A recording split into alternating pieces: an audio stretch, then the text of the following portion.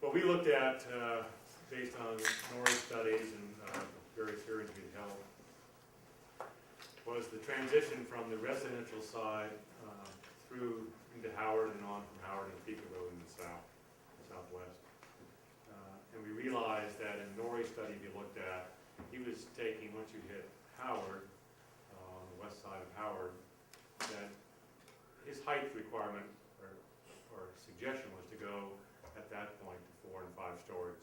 And we thought that we needed to have the transition as you came across Howard onto Peekaboo, where Peekaboo would become a pedestrian mall, and you transition from there on into the green area, Zone B.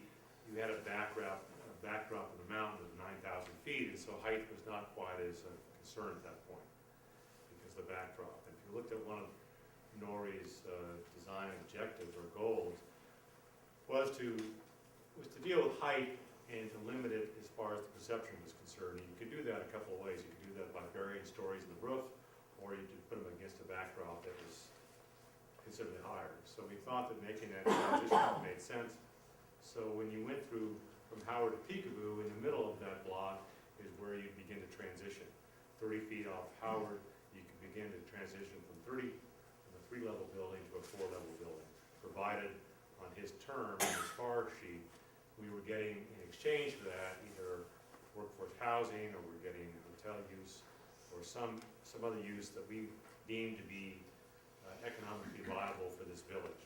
And the whole concept was how would you take an existing village that had gone dormant and revitalize it? And the game plan was allow those changes to occur within a zone that permitted and incentivized developers to do exactly that.